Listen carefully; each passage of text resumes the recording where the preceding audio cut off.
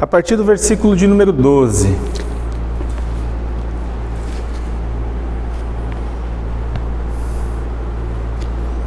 Todos acharam? Diz assim a palavra de Deus: No primeiro dia da festa dos pães sem fermento, quando se costumava sacrificar o cordeiro pascal, os discípulos de Jesus lhe perguntaram: Aonde queres que vamos e te preparemos a refeição da Páscoa? Então ele enviou 2 de seus discípulos, dizendo-lhes: Entrem na cidade, e um homem carregando um pote de água virá ao encontro de vocês. Sigam-no e digam ao dono da casa em que ele entrar: O mestre pergunta: Onde é o meu salão de hóspedes, no qual poderei comer a Páscoa com os meus discípulos? Ele lhe mostrará uma ampla sala no andar superior, mobiliada e pronta. Façam ali os preparativos para nós.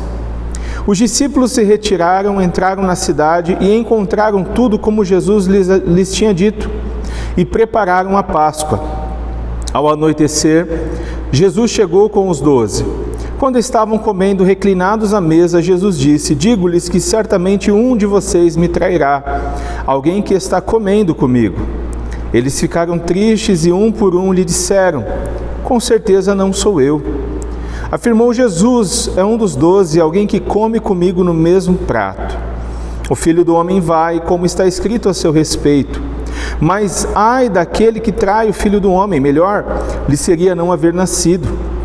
Enquanto comiam, Jesus tomou o pão, deu graças, partiu e deu aos discípulos, dizendo: Tomem, isto é o meu corpo.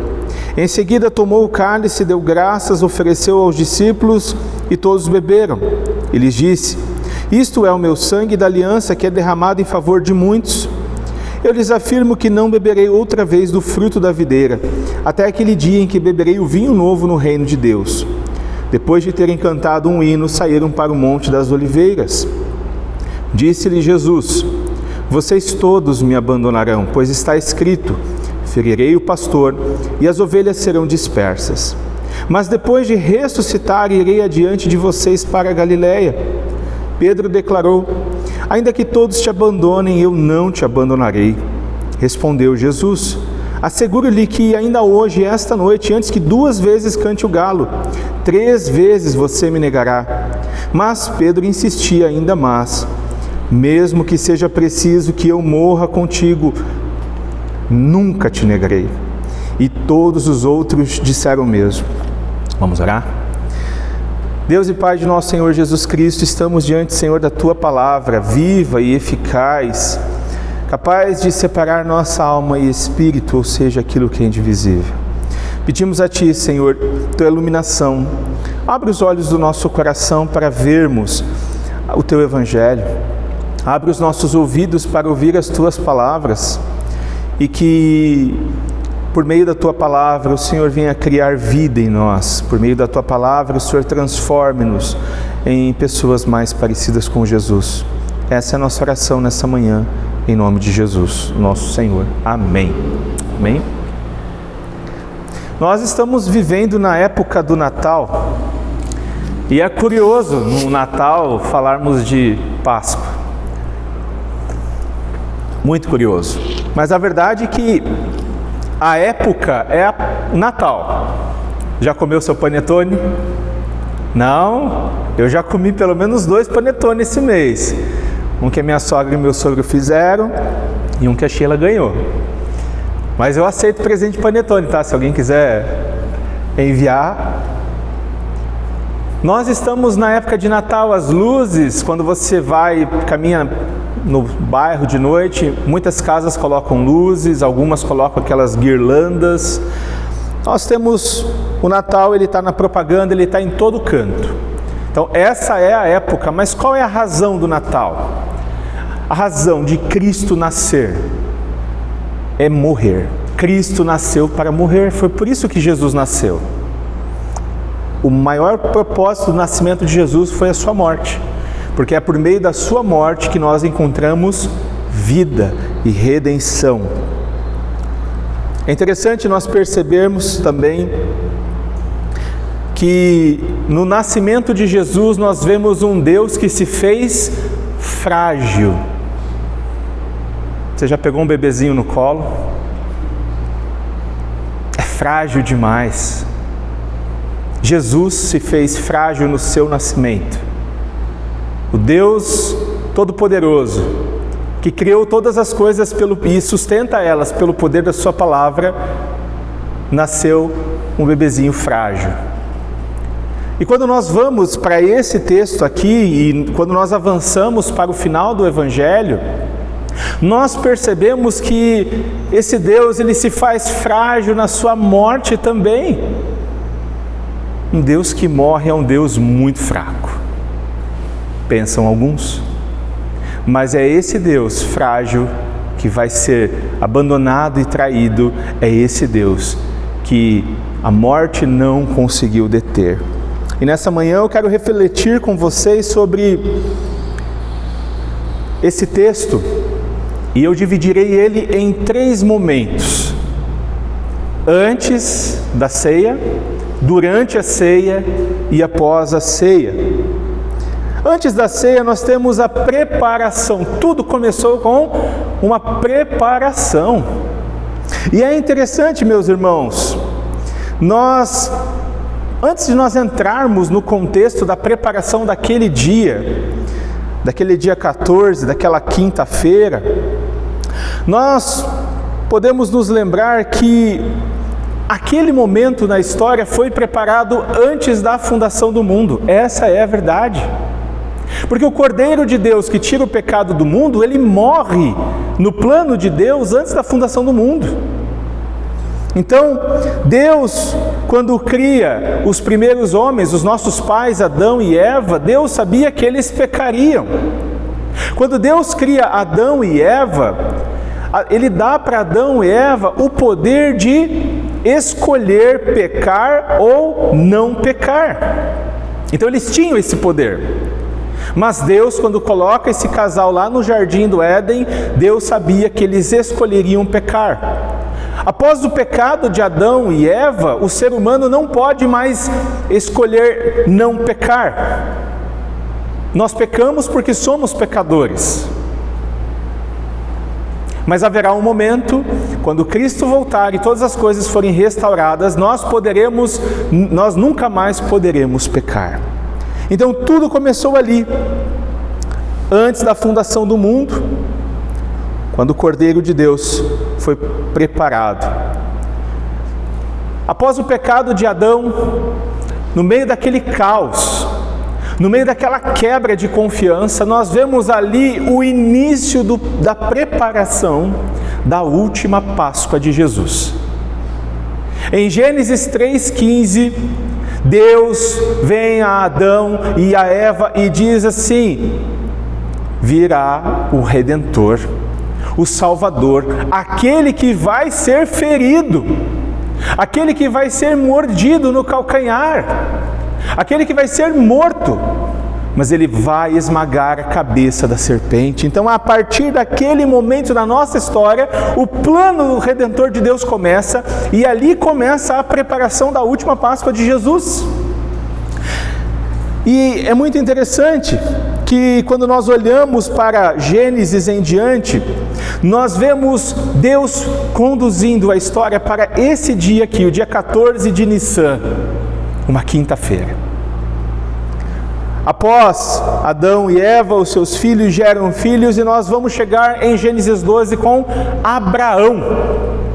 Em Gênesis 12, Deus aparece a Abraão e fala assim: olha, vai para o lugar em que eu vou te mostrar, e eu farei de você uma grande nação, e em você, por meio do seu descendente, todas as nações serão benditas, serão felizes. Só que quando isso acontece, Abraão tinha 75 anos, ele era velho. Sua mulher também era velha. E eles eram, além de ser velhos, eles eram estéreis. Mas Deus prometeu para Abraão aquele que, por meio dele, todas as nações da terra seriam abençoadas, seriam felizes. E a partir de Abraão, um homem velho e estéril, Deus forma um povo. Abraão gerou Isaque, Isaque gerou Jacó, e Jacó gerou José e seus irmãos. E é muito interessante, meus irmãos, que quando nós olhamos ainda no Gênesis, nós vemos a história de como os irmãos de José o traem. Com inveja, com ódio dele, os irmãos de José jogam ele no poço e depois vendem ele como um escravo. Será que eles ganharam 30 moedas de prata também? Boa pergunta, não sei. Eles o venderam como escravo. O plano de Deus aparentemente estava sendo colocado por ralo abaixo. Então José vai como um escravo para o Egito. E lá no Egito ele come o pão que o diabo amassou. Essa é a verdade. Não teve moleza, não teve vida mansa. Mas lá no Egito Deus tinha um propósito. Qual era o seu propósito? Enviar o Salvador. Então Deus conduz José ao Egito. Passam muitos anos, José se torna o segundo homem mais poderoso do Egito. E quando José chega nessa posição do segundo homem mais poderoso, ele se torna o governador do Egito. Deus revela ao faraó em sonho que virá uma grande fome. E o único que pode resolver o problema do faraó é José.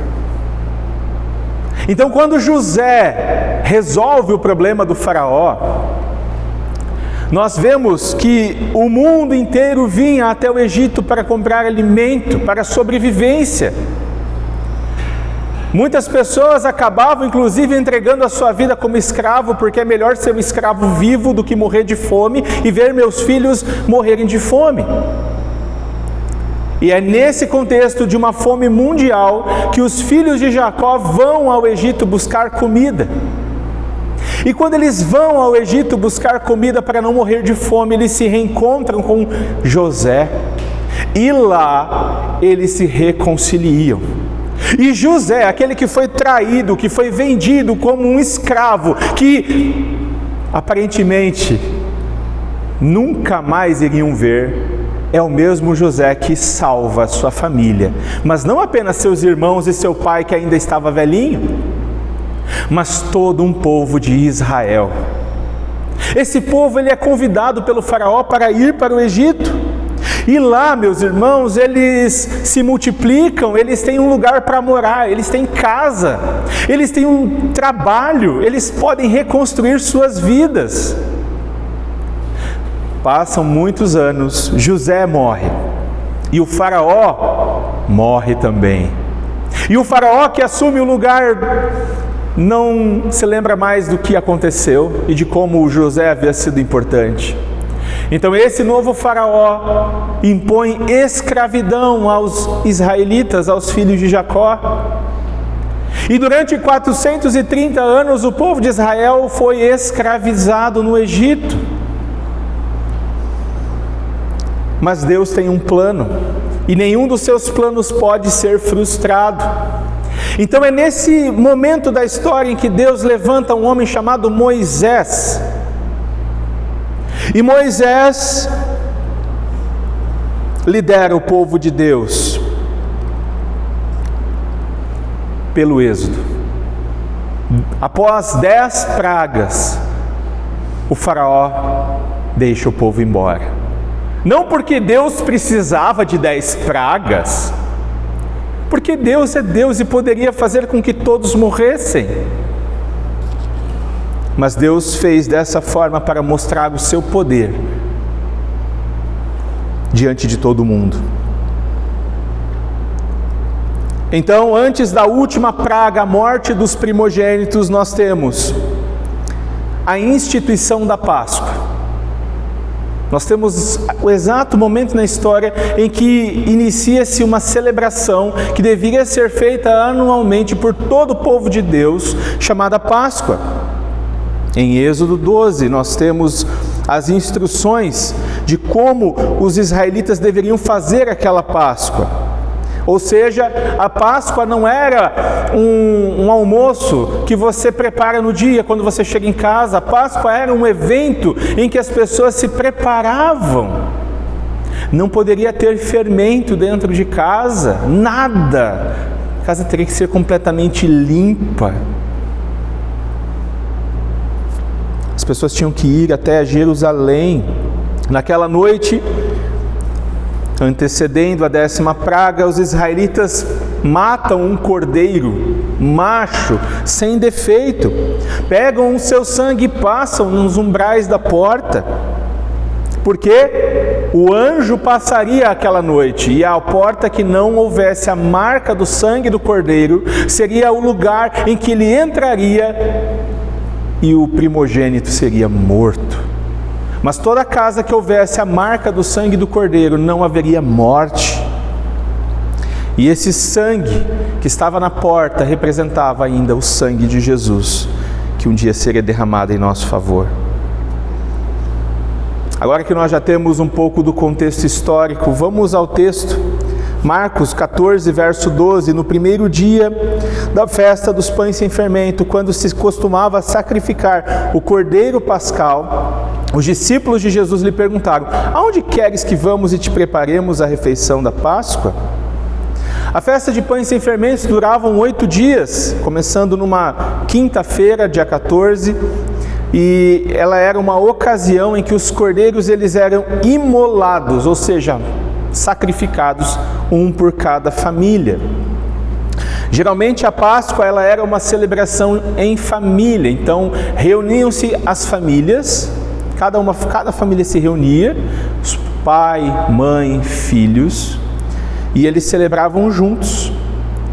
Jesus, quando nós olhamos para esse texto, Jesus não está com a sua mãe, ou com seus irmãos, ou com o seu, com sua parentela. Jesus está apenas com os 12, porque agora os 12 são sua família. Os 12 são a família de Jesus agora. Ele vai dizer, nós vimos anteriormente, que minha mãe e meus irmãos são aqueles que obedecem e fazem a vontade de Deus. Esses são a minha família. E ele está em Betânia. Nós vimos semana passada que Jesus estava em Betânia, mas a Páscoa precisava ser dentro de Jerusalém, dentro dos muros de Jerusalém. Então é por isso que ele pede que os seus discípulos, 2 dos seus discípulos vão até Jerusalém e preparem um local e preparem a refeição para a Páscoa. Nos versos 13 ao 15, Marcos diz: então ele enviou 2 dos seus discípulos, dizendo: entrem na cidade e um homem com um pote de água virá ao encontro de vocês. Sigam-no e digam ao dono da casa em que ele entrar: o mestre pergunta aonde é o salão de hóspedes no qual comerei a Páscoa com os meus discípulos. Ele lhes mostrará uma ampla sala no andar superior, mobiliada e pronta. Façam ali os preparativos para nós. Naquele tempo, quem carregava pote de água não eram os homens, eram as mulheres. Homens não carregavam potes de água. No máximo, eles carregavam uma bolsa, aquela bolsa de couro com água. Quem carregavam os potes de água eram as mulheres. E aí vamos pensar num lugar lotado como estava Jerusalém naquele momento. Como que você vai identificar uma pessoa? Qual é o sinal? As roupas são todas iguais, muito parecidas, as pessoas são muito parecidas. Qual é o sinal? O sinal vai ser um homem carregando um pote de água. Esse é o homem que vocês vão encontrar. Esse é o sinal. Quando nós olhamos para esse texto também, nós temos a impressão de que Jesus já tinha combinado com esse homem. Já tinha combinado tudo, já tinha orientado ele: olha, nós precisamos de um sinal para que os meus discípulos te identifiquem. Então você carregue um pote de água, esse vai ser um sinal. Além disso, eu vou precisar de uma casa, da sua casa. Eu vou precisar de uma sala, eu vou precisar de uma mesa, eu vou precisar de um cordeiro. Jesus provavelmente tinha combinado tudo antes. E os discípulos deveriam apenas ir e executar aquilo que Jesus mandou. E quando nós olhamos para essas instruções de Jesus, nós percebemos também que Deus está no controle soberano de todas as coisas. Jesus está no controle, Ele tem o controle. Todo planejamento feito foi cuidadosamente planejado por Jesus. Seriam 13 homens em uma casa na ceia de Páscoa, uma sala que provavelmente comportaria 30 pessoas. A mobília daquela sala envolvia tapetes, leitos para reclinar, mesas para o cordeiro, para o vinho, para ervas amargas, o pão sem fermento. E as tarefas desses 2 discípulos, que a gente não sabe quem eram, era apenas preparar o lugar para a festa.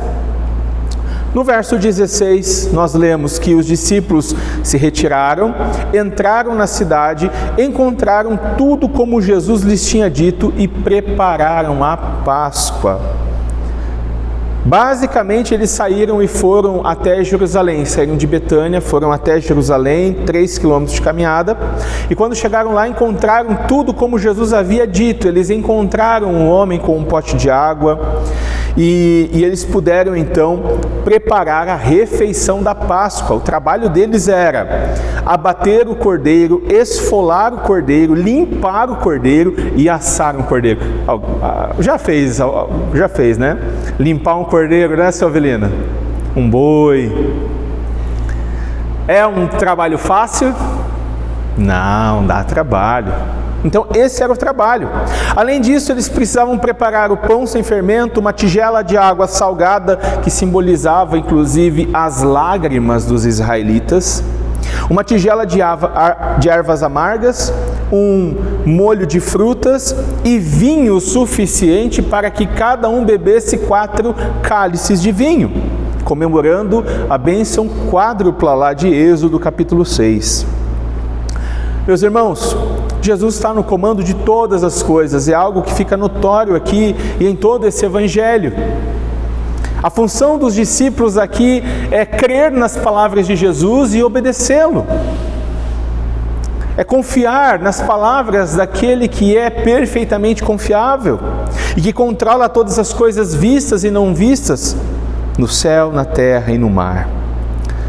Então, após todo esse trabalho, é hora de sentar à mesa com o Redentor. Vamos juntos? Então, a partir do verso 17, nós temos o segundo momento.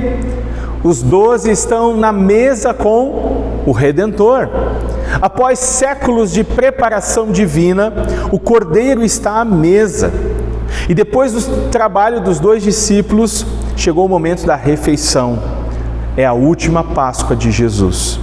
Verso 17 e 18, Marcos nos diz que ao anoitecer, Jesus chegou com os 12. Enquanto comiam, reclinados à mesa, Jesus disse: em verdade lhes digo que um de vocês que está comendo comigo me trairá. Era um momento de festa, de celebração. Jesus, logo agora você tem que falar uma coisa dessa? Não poderia esperar mais um pouco? Como assim alguém vai te trair? O que Jesus está falando ou aplicando a si mesmo é aquilo que está no Salmo. Salmo 41 diz assim: até o meu melhor amigo em quem eu confiava e que partilhava do meu pão, voltou-se contra mim. A traição de Jesus não foi um acidente. A traição de Jesus foi preparada por Deus muito tempo antes. Antes de nós entrarmos no texto, vamos entender como que era uma refeição de Páscoa. Ela tinha 8 momentos, eram 8 pontos, 8 momentos. Então, ela começava com a bênção do vinho e seguida da primeira taça. Provavelmente, o pai da família dizia assim: bendito és tu, Senhor, Rei do Universo, que da terra faz brotar a videira para que tomemos o vinho. Então tomavam primeiro o cálice de vinho. O segundo momento era o pão, as ervas, as frutas cozidas e o cordeiro era colocado sobre a mesa. Depois que o filho, nesse caso um dos discípulos, pergunta por que essa noite é importante, O pai então narra a história do êxodo para a sua família e louva a Deus por essa bênção, cantando a primeira parte dos Salmos de Halel, que são os Salmos 113 e 114. Em seguida, todos bebem a segunda taça de vinho. O pão agora é abençoado. Bendito és tu, Senhor, Rei do Universo, que fazes brotar o trigo dessa terra. Ele é partido e ele é distribuído e todos comem o pão com as ervas e as frutas, enquanto o pai da família explica o significado daquilo. Em seguida, a refeição propriamente dita, ela é tomada. No final da refeição, o pai abençoa a terceira taça de vinho e então a família canta a segunda parte dos Salmos de Halel, Salmo 115 ao 118. Uma última taça de vinho encerra a celebração. Jesus, meus irmãos, ele vai além das explicações do Êxodo e, ao que parece, ele aplica cada etapa da refeição à sua morte iminente. Ele dá um novo significado para a Páscoa. Ele dá um novo sentido. Então, enquanto eles estavam comendo tranquilamente, alegremente, Jesus fala abertamente que um deles vai traí-lo. O Senhor, o Redentor, está à mesa com o traidor. É interessante que quando nós somos leitores de Marcos, nós já sabemos que Judas será o traidor. Lá no capítulo 3, nós sabemos que haverá um traidor, e ele será Judas. Por quê? Porque Marcos nos diz que foi Judas quem traiu Jesus. Lá no capítulo 3, Marcos nos dá a lista de convocação dos 12. E o último nome da lista é Judas, o traidor de Jesus. É assim que Marcos termina. Só que os 12, aliás, os 11, porque aqui Judas já sabia que era ele. A gente viu no começo do capítulo que ele foi procurar os chefes dos sacerdotes. Mas os demais, ninguém imaginava que houvesse um traidor. E é a primeira vez que Jesus fala abertamente que há um traidor no meio deles. E aqui nós temos a primeira declaração profética de Jesus sobre o que vai acontecer logo após essa refeição. Nós já vimos que Jesus é o maior de todos os profetas. O que ele fala vai acontecer. Além disso, Jesus é o Deus encarnado que controla toda a história. E ele será traído por Judas. Não apenas traído por Judas, ele será abandonado pelos 11. E será negado por Pedro, porque o sofrimento vem antes da glória. Nos versos 19 e 20, Marcos nos diz que ao ouvirem as palavras de Jesus, eles ficaram profundamente tristes e começaram a dizer-lhe um após outro: com certeza não sou eu. Jesus afirmou: é um dos 12, alguém que come comigo do mesmo prato. Eles não esperavam por isso, eles ficam profundamente angustiados com as palavras de Jesus. Cada um espera que Jesus diga assim: não é você. Não é você, fique tranquilo, não é você. Mas aqui em Marcos, Jesus não revela quem é o traidor. Ele sabe quem é o traidor. Cada um deles fez uma autoavaliação antes de seguir.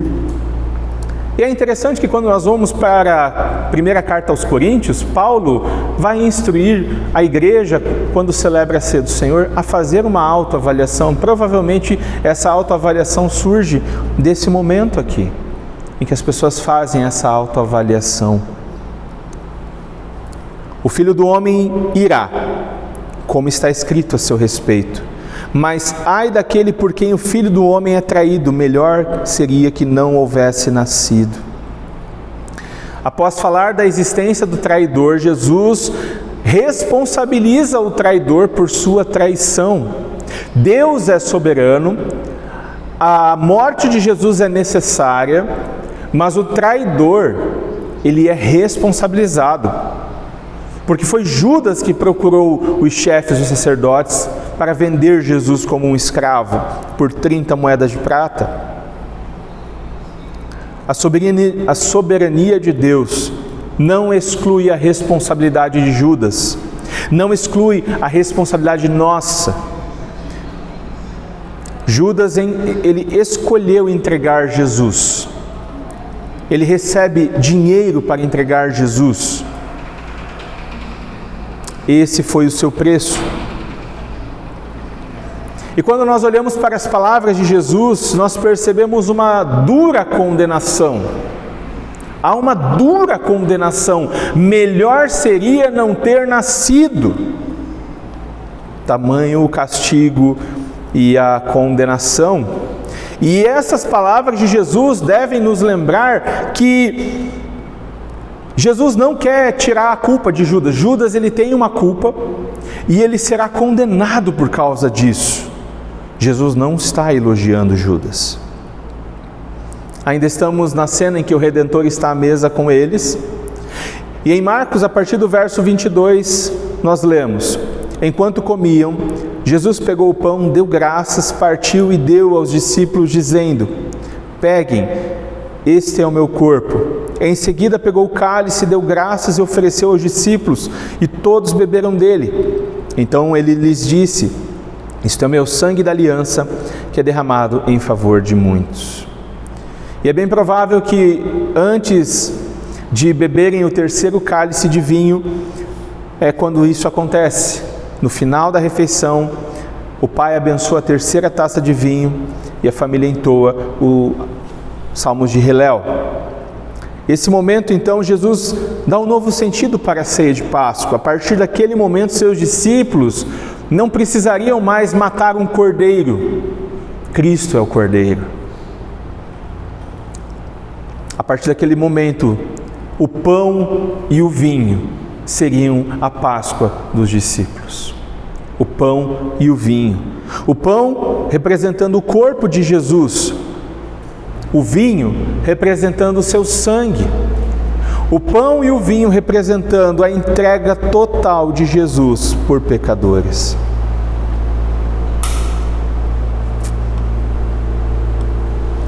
A aliança que Jesus fala aqui, ela está lá em Êxodo.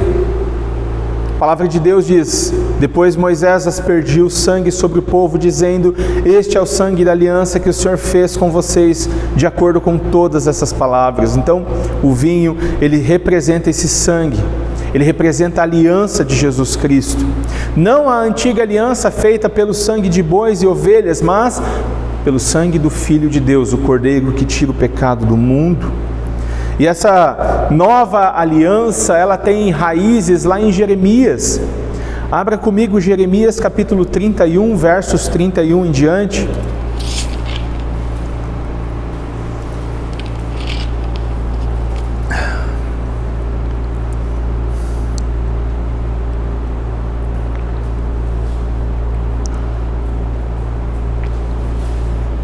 Jeremias capítulo 31, verso 31.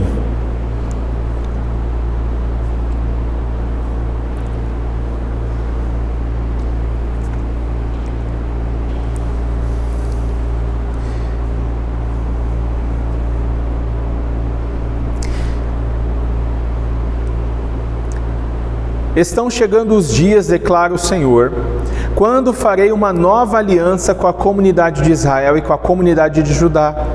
Não será como a aliança que fiz com os seus antepassados quando os tomei pela mão para tirá-los do Egito, porque quebraram a minha aliança, apesar de eu ser o Senhor deles, diz o Senhor. Esta é a aliança que farei com a comunidade de Israel depois daqueles dias, declara o Senhor. Porei a minha lei no íntimo deles e a escreverei nos seus corações. Serei o Deus deles e eles serão o meu povo.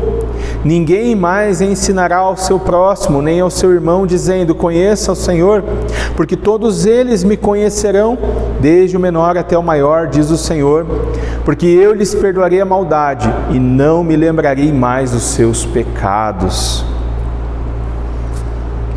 Ao derramar sua vida completamente, Jesus cumpre aquilo que a profecia de Isaías 53 fala sobre ele. Diz assim: por isso eu lhes darei uma porção entre os grandes, e ele dividirá os despojos com os fortes. Porquanto ele derramou sua vida até a morte, foi contado entre os transgressores, pois ele levou o pecado de muitos e pelos transgressores intercedeu. Voltando para Marcos 14, verso 25, Jesus então, ele termina esse momento dizendo: eu afirmo que não beberei outra vez do fruto da videira, até aquele dia em que beberei o vinho novo do reino de Deus. Após aquele momento, Jesus não vai mais beber vinho, não porque ele vai fazer um voto de nazireu,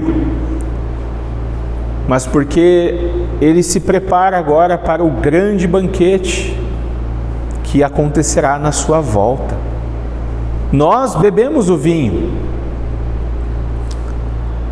todas as vezes que nós ceamos, e agora Jesus promete que vai beber novamente com os seus discípulos na bodas do Cordeiro. O Cordeiro será morto, mas ressuscitará. E nós um dia poderemos sentar na mesa com o Redentor em carne e osso. E juntos nós beberemos o melhor vinho de todos. Uma grande festa de alegria. No verso 26 nós temos o encerramento. E diz assim: depois de terem cantado um hino, saíram para o Monte das Oliveiras. O Evangelho de João nos diz que Judas saiu antes de terminar esse momento, ficando apenas Jesus e os 11. A refeição de Páscoa e a instituição da ceia do Senhor foi encerrada então com os cânticos de Halel, Salmos 115 ao 118. E agora eles vão para o Monte das Oliveiras, que é fora dos portões de Jerusalém, mas ainda estão em Jerusalém para a celebração da Páscoa. E será lá no Monte das Oliveiras que Jesus vai profetizar o seu abandono por parte dos discípulos. Depois da ceia, nós temos a profecia de fracasso e restauração dos discípulos. A partir do verso 27, nós temos a promessa a profecia de fracasso e restauração. Jesus então caminha da casa em que eles estavam até o Monte das Oliveiras, e no meio do caminho Jesus vai falar essas palavras. Jesus lhes disse: todos vocês me abandonarão, pois está escrito: ferirei o pastor, e as ovelhas serão dispersas. Mas, depois de ressuscitar, irei adiante de vocês para Galiléia. Não bastava ser traído, era necessário ser abandonado. Meus irmãos, quando eu estava refletindo essa semana nesse texto, eu comecei a chorar pensando no que Jesus sentiu naquele momento, naquela noite. Porque eu não consigo chegar nem aos pés do Filho de Deus. E eu não sou perfeitamente santo, Ele é santo. Eu sou um pecador. Então, se o bom pastor foi ferido por Deus, foi abandonado por seus discípulos, que dirá eu, um pastor com P minúsculo? E a profecia que Jesus fala agora não surge do nada, ela está em Zacarias. Em Zacarias capítulo 13, verso 7, diz assim: levante-se, ó espada, contra o meu pastor, diz o Senhor, contra o meu companheiro, declara o Senhor dos Exércitos. Fira o pastor, e as ovelhas se dispersarão, e voltarei minha mão para os pequeninos.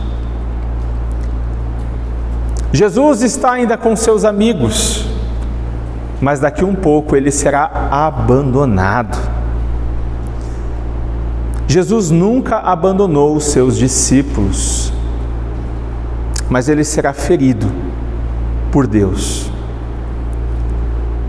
Que bela unidade é essa unidade desse grupo apostólico. Eu diria, meus irmãos, Está com frio? Eu diria que essa unidade do grupo apostólico, ela é tão frágil quanto um bebezinho.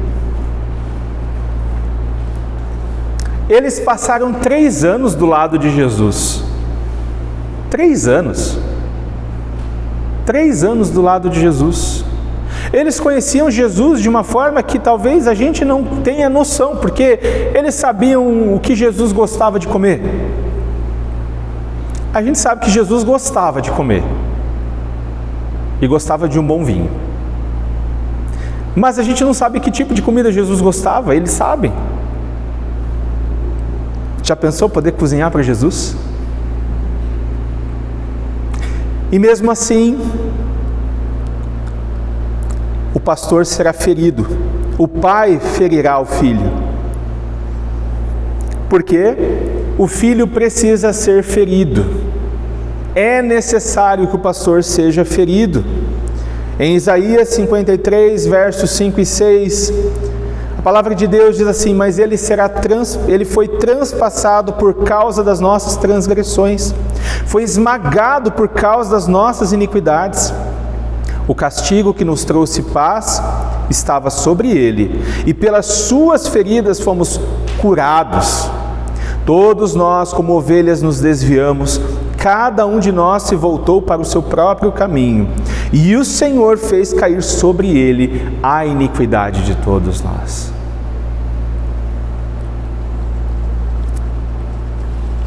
Após profetizar que seus amigos vão abandoná-lo, Jesus promete restauração. Há um mas ali.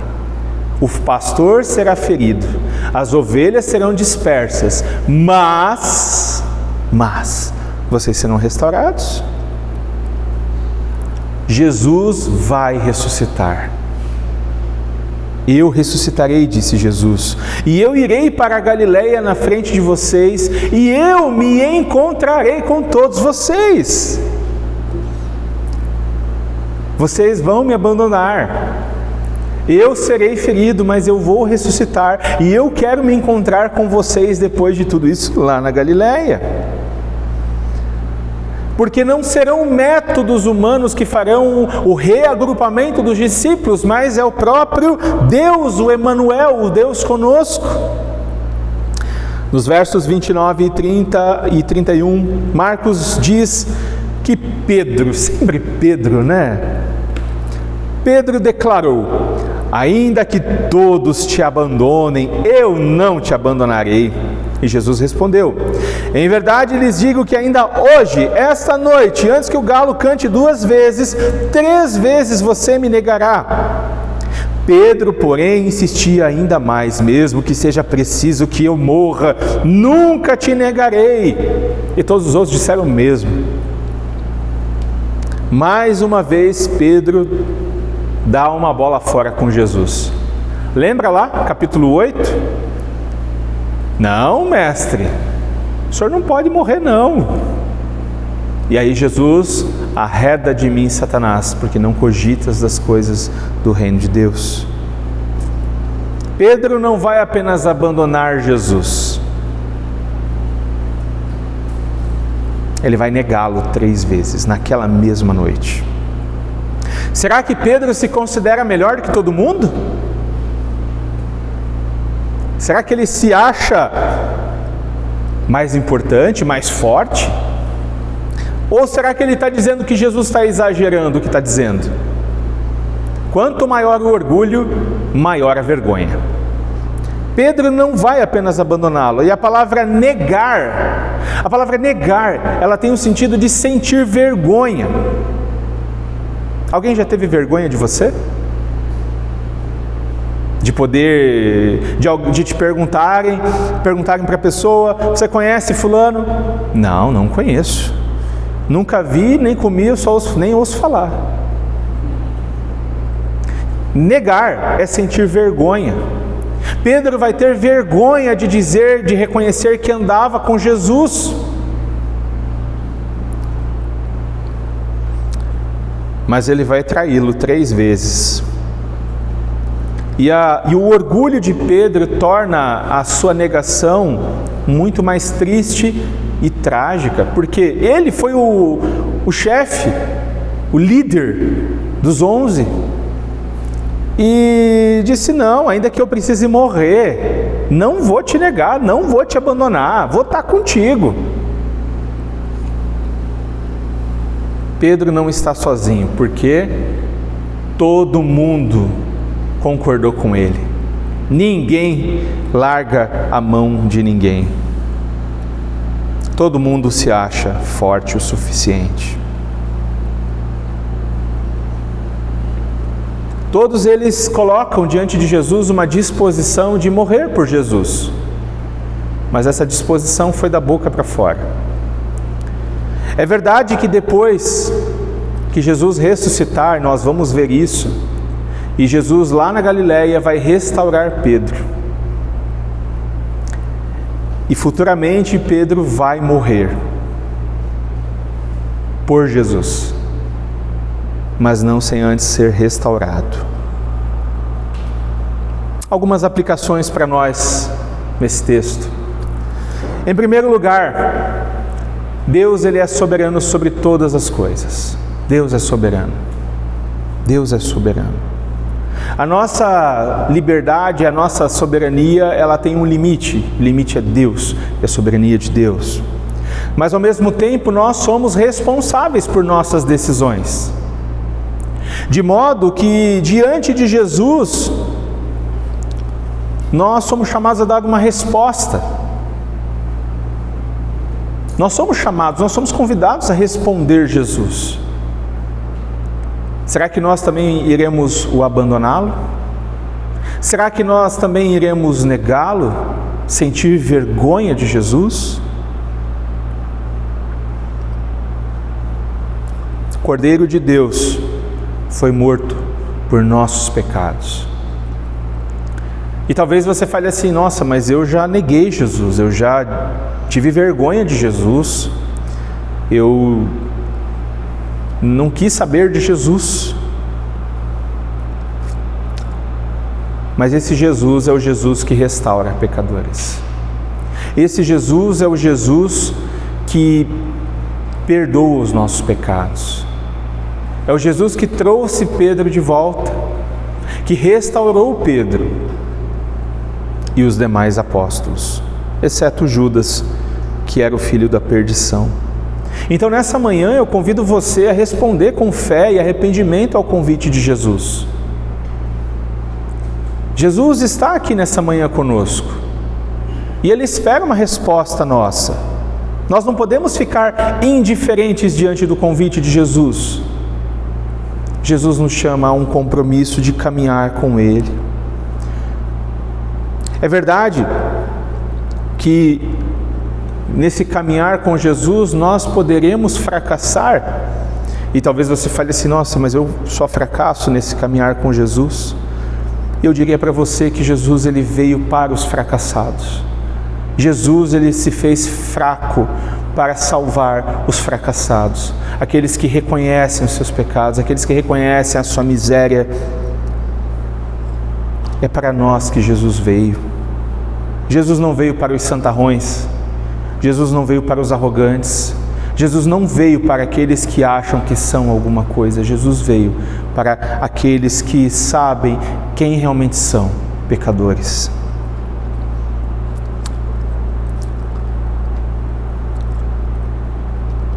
A nossa esperança é na promessa de Jesus. Ainda nessa vida nós poderemos falhar com Deus, nós poderemos tropeçar. A nossa fé ela é frágil como um bebê. Essa que é a verdade. Quando a gente pensa que a nossa fé está forte, firme, galopante, uma bolinha de gude faz ela tropeçar. A nossa confiança, o nosso amor por Deus. Mas haverá um momento, quando Cristo voltar, que isso nunca mais vai acontecer. E nós seremos como Ele. Nós não pecaremos mais, não fracassaremos mais. Nessa caminhada, Algo que nós precisamos ter em mente é: se o pastor será ferido, que dirá nós? Se o bom pastor foi traído, que dirá nós? Se o bom pastor foi abandonado, que dirá nós? Então, não se surpreendam com traições, com abandono, com sofrimento e com dor. Não se surpreendam. E fique tranquilo, se você não está passando por isso, a sua hora vai chegar. Eu te garanto. Receba em nome de Jesus. É verdade.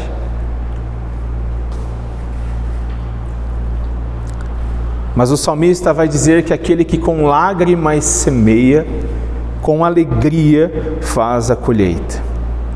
Por fim, eu gostaria de enfatizar que a nossa atitude diante das ordens de Jesus e das palavras de Jesus é crer e obedecer.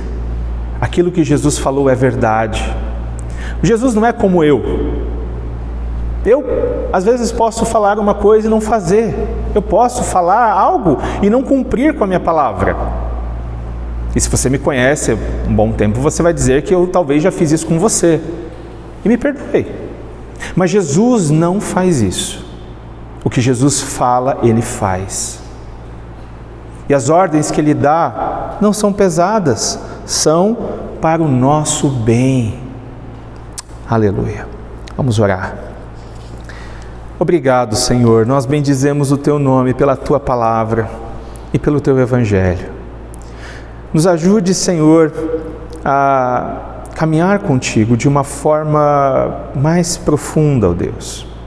Nos ajude, Senhor, a viver uma vida de fé e arrependimento diário. Nos ajude, Senhor, a passar pelo sofrimento, olhando com os olhos fixos em Jesus Cristo, o bom pastor que foi ferido por nossos pecados. Nos ajude, Senhor, a amar aqueles que nos fazem sofrer e da mesma forma que Jesus amou os seus discípulos. Nos ajude, Senhor, nos dá um coração transformado, nos dá um coração sensível a Ti, um coração disposto a obedecer, um coração que deseja Te obedecer. Nos dá, Senhor, um novo coração. Coloque, ó Deus, a Tua lei no nosso coração. Nos ajude, Senhor, a viver nesse mundo com os olhos fixados nessa promessa de que um dia nós beberemos o vinho novo com Jesus. Nos prepare, ó Deus, para todas as lutas que nós enfrentaremos. E apesar da nossa fé ser tão frágil, frágil como um bebê, nos ajude na nossa falta de fé. Nos ajude, Senhor. Tenha misericórdia de nós e que a Tua alegria seja permanente em nossos corações. Assim oramos em Teu nome. Amém. Amém. Vamos ficar de pé, nós vamos cantar mais um louvor.